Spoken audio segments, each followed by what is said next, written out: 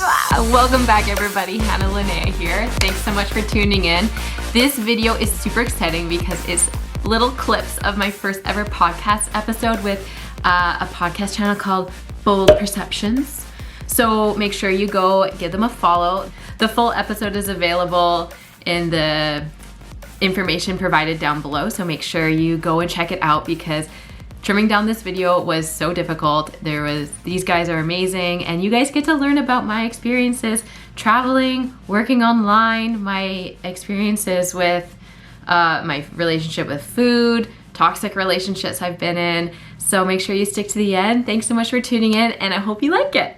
So what's your story? You're Canadian and you've been traveling, doing nomadic stuff? Yeah. So I moved to Mexico after I completed my master's. I was living in Toronto and I tried to get into corporate life after my master's. I did my education training. I was like, hey, I'll do what I'm supposed to do, get my corporate job. And I lasted 3 weeks. I was like, this shit sucks. I hate this. And I was like, Cam, this is not for me. And I quit. And then I started watching YouTube videos and I was like, wow, I can make a living doing what I love to do, which is to travel and to meet new people. So I went and bought a camera, a tripod, and then I got rid of everything. And I just went with one backpack down to Playa del Carmen. And yeah, I lived in Mexico for a year and then travel has always been a part of my life. So, and I've always been somebody who can just kind of turn my back to something like, hey, this isn't working for me, I'm done. And then just walking away. So, and I bring that to fruition when I like put on my backpack and go traveling. So I started doing that when I was like 18 years old and now I'm 27. You were traveling, you got the travel bug when you were younger, but what happened in Canada that made you decide that you just had to get out? You're fiending to feel that chaos or feeling change? You weren't feeling fulfilled or what? I was feeling, that's a very good question. I was feeling, unfulfilled and trapped. I think trapped is a really good way of saying it. So instead of like dealing with what was going on, like within myself, I would usually use travel as a way to like an escapism almost, which is a double-edged sword because, there's that courage, I would say, to getting up and leaving things behind that aren't what you need at that time. But there's also a little bit of like, escapism from going away from your issues. And when I came to Playa in July of last year, so 2019, I had quit the job. And then I was also dealing with like an eating disorder a bit. Had bulimia. It wasn't very long. It was just a few months, but like that was like an eating disorder it completely consumes you. You lose relationships. I feel like another reason why I wasn't in a place to have a corporate job was because my mind was unfulfilled with the work itself, but then also I was just in an eating disorder. All you think about is like food and controlling this aspect of your life. So that kind of, and then when I got to Mexico, I went into survival mode. It was just kind of like, I gotta get a job. I have to put a roof over my head. This is my life now. This is my passion. Like I love traveling. I love being with other people, learning new things, helping other people learn new things. So, I was lucky in that sense that like bulimia was forced out of my life.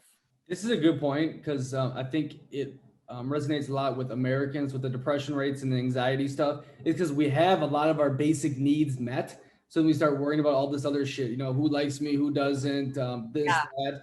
And when you're forced out of that bubble and you have to just, hey, I got to make money, put the roof over my head and do all that, then the other problems, the non-survival problems kind of go away. That's quite interesting.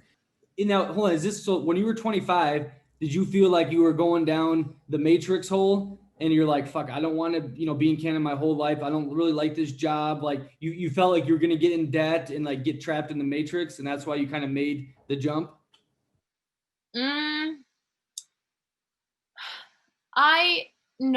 I wasn't so worried about getting trapped. It was more because I actually really like Canada. Like I like living here. I loved Toronto and I'm originally from a city near Vancouver and that's where I am right now.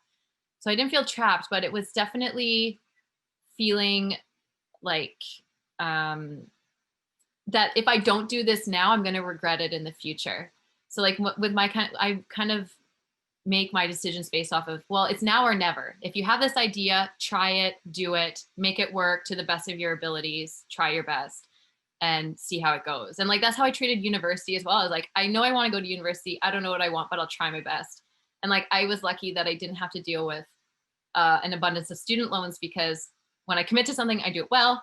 I got scholarships, so like that was good. So I wasn't like worried about trapped. It was more just a feeling of escapism that I kind of have a tendency with for coping things. Man, I'm kind of in the same boat as you. And so I saved up quite a bit. So I was able to do this, get here. And then you said once you got here, you know, you had to figure out survival, find a job. What was it that you did to help find money so you're able to stay here and you didn't have to leave? Also give tips for like what jobs he should get, or like, you know, your other nomad friends you met, what they did. Yeah, for sure. So I got to Playa and I instantly like went on to YouTube. It's like how to make money online. And like I started following digital nomad people. I can't recall their specific names, but I use this platform called Upwork. And that's like essentially you free market yourself for certain tasks. And I love writing and I'm pretty good with resumes and cover letters and that kind of stuff. So I was doing that kind of like freelance contract work through Upwork. And then I tried to network within Playa. So I actually the job that I still have today, I got through a Bumble date that I had in Playa. So I met this guy and I was already like owning it. I'm like, I'm a marketer. I make money online. And I had it on my Bumble profile. And then we met up and he's like, so what do you do for work? And I'm like, well, I do digital marketing and content writing. He's like, where do you work? And I was like, well, I don't have a job yet, but I'm going to. And he's like, well, it just so happens that my company's hiring, so I can get you a job. And I still have that job to this day. So yeah, and then like you just meet new people and then you have like that professional realm opened up and then, you know, life just keeps kind of rolling and you just take it as it comes and do your best. So I love the fake it till you make it thing. That's really neat. Now, well, obviously you're an attractive white blonde hair blue-eyed girl that could probably meet a lot of connections. A lot of people come up to you, say, hey, I'll give you this, I'll give you that. Probably got some sugar daddy offers, a ton of shit. But what about for a dude like Jake? So us dudes aren't really blessed as much to have all these different options in abundance. So what would you suggest for, you know, Jake? yeah. He is pretty though, he is good I was looking. about to say, I'm like, Jake, you're attractive. um, you know what's funny? I was actually thinking about that recently because I guess this is kind of sidetracked, but I was kind of like, I have an advantage in a certain like appearance privilege. So I've been thinking about what if I didn't look the way that I do? Like how would it be? But honestly, I think that you can still thrive. Like before, like only in the past couple of years, I've kind of come into this like woman, quote unquote, that I am. Like for most of my life, I thought I was ugly and stuff. So, but anyways, for like, I guess anybody who wants to pursue this kind of life, I am all about like getting the information. I kind of consider myself as a strategist. Like you get the information, you do the research, quote unquote. So it was like YouTube videos, reading articles, and just networking, just asking people, just like going out and asking people what they do, like reaching out to the community that you want to be involved in. And then doing all the best things that people are suggesting and integrating it into your life to like your best ability. And so for me, it was looking at what I can do for money right away. And that was Upwork. And like I got jobs within the first day and they pay well. So Yeah, it's an excuse for people. They're like, oh, it's so easy for girls. Like, yeah, you meet a lot of girls with tons of sugar daddies. Okay, it is what it is, and you're using what you got type deal. But it's an excuse. A lot of people just go up to random people, say, I'm gonna go approach 10 people a day, and just start conversations. You never know where it freaking leads. So kind of going off of that, like obviously you're an attractive woman here in Playa and you know, men want certain things. How do you go about like making these genuine friendships here? Well, also being a solo traveling woman in Mexico is not easy too. Like, it's dangerous a little bit. yeah.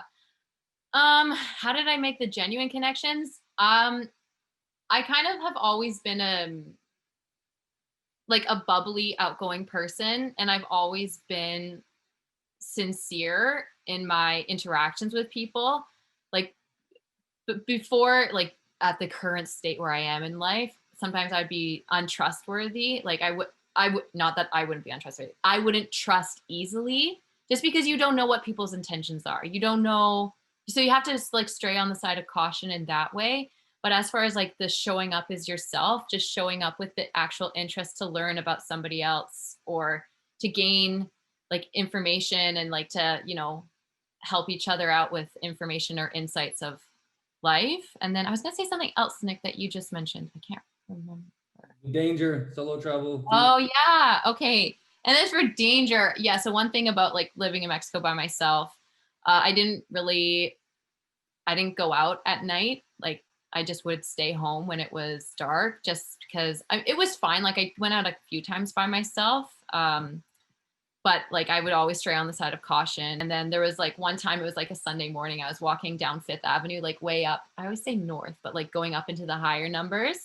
And then like this guy rolled up beside me on his motorcycle and he like whipped out his dick and was like stroking it. And he was like, "Do you want to come over to my place?" And I'm like, "Oh my God, I can't believe this is happening right now."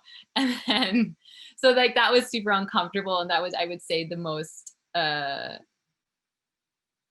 I think that's definitely something that women, maybe I don't know about the guys, but women really need to be careful for. Like, it doesn't matter what you're doing when you're out in the streets. Like, there's people who are going to like gawk at you, check you out, talk to you, try to get your number, like follow you down the street. Like, yeah, no. And I was on Bumble. So like I was kind of public, I guess you could say. And like, I'm a blondie, so I'm kind of a bit more recognizable. And like, I had one time I was walking down Fifth Avenue and one of the workers in the shop said, he was like, "You're Hannah. I saw you on Bumble." And I'm like, "Oh my God, I didn't swipe on you. Leave me alone." But you just have to be cautious. And, I wouldn't drink excessively at all. In fact, I hardly ever drank when I was in Mexico. So. Yeah, so that's like the flip coin. So like I said before, like, oh, you're a girl, it's easy to make connections and stuff, but you don't know what's real or not. At least as a dude, like if it's something connection, it's not, I mean, for the most part, it's probably real and not like, maybe every once in a while the cartel wants to kidnap you. But, for the most part, a dude, when they make a connection, it's like, yeah, okay, it's real. You're not worried about, oh shit, if am I gonna get kidnapped and this and that. So there's two sides to each coin. You know what I mean? You got pros and you got cons. So use the pros and try to limit the cons. But I have a question. What advice would you give to that person to let go and put themselves out there? Because a lot of the YouTube people, or if you do a podcast or if you show your artwork, it's like, well, what are you doing type deal. And like, oh, you got an ego and like, why? Like, you're not special type deal. How do you like put the blinders on and say, fuck it, and let your creativity shine? I mean, by no means do I have a recipe for success, because I struggle with it every day. Like every day you do produce something, you think of making new content, and it's like, well, who am I to talk about this? Why should anybody listen to me? And you have the imposter syndrome, you have like the self-doubt, you think of what other people are saying. But then honestly, I just go back to my lowest moment in my life, feeling alone, and I think of people in those situations, and I'm just like, I'm going to talk about this because I know it'll resonate with somebody, and I'm just going to be myself, show up as I am, and I have a right to be who I am and to share my story just like everybody else does. And I just occupy my space knowing that people will like it, people will not like it, and that's okay either way. Yeah, fantastic. Well, I mean, through all this stuff, putting yourself out there so much, the traveling, the YouTubing, you want to transform people with the coaching. What are some of these life lessons? You went through the bulimia. What have you really learned about yourself, that some good practical wisdom you can share with our listeners? Oh, that's so hard. Like, I wish I could have such a clear cut answer to that, but it's so multifaceted. So I think the biggest thing is to just, when you have that feeling to try something, or when you want to try something, and as scary as daunting as it is, I think going for it is important. My YouTube banner is like, make discomfort comfortable. And I love that so much, because you got to do uncomfortable things to grow. And if you're not, and then doing uncomfortable things and you're growing is like building confidence in yourself. And honestly, I think that's only way to really live, in my opinion. Focus on being better who you were yesterday, assessing what you're doing, being aware of the choices you're making, and then deciding to change it. So like for me, my big wake up call was like, I didn't deal with bulimia, and then I went into survival mode, and then part of my survival mode was like attaching onto a relationship that turned out to be mentally, emotionally, and then it turned out to be physically abusive at the end. And at the last night I was with my ex, he was taken to the hospital by the SWAT team, and I I tried to get out of the vehicle that he was driving in, and he had pulled over, and I went to step out of the car, but he stepped on the gas pedal, and I like flew back into the car and closed the door and was crying, and I was scared for my life. And I realized that I did this to myself. Like, obviously I was being a victim, but like I should have left. I should have listened to the red flags. And like the biggest thing of advice is like build the capacity to have those conversations and insights with yourself to make the best possible decision. Because when you don't, you end up with addiction issues, abusive relationships, eating disorders. You end up like unfulfilled professionally, personally, relationships. So yeah, just making those uncomfortable steps to being the best growing version of yourself. I'm transformed. Preach. Woo! All right, guys, make sure that you go and check out the full episode down below in the description. Please make sure you subscribe to my channel. And if you want to work with me one-on-one to transform your life and to start pursuing the travel, work, and life goals that you want to have, make sure that you click the link down below. Give this video a thumbs up. Thanks so much, everybody. Have an amazing day.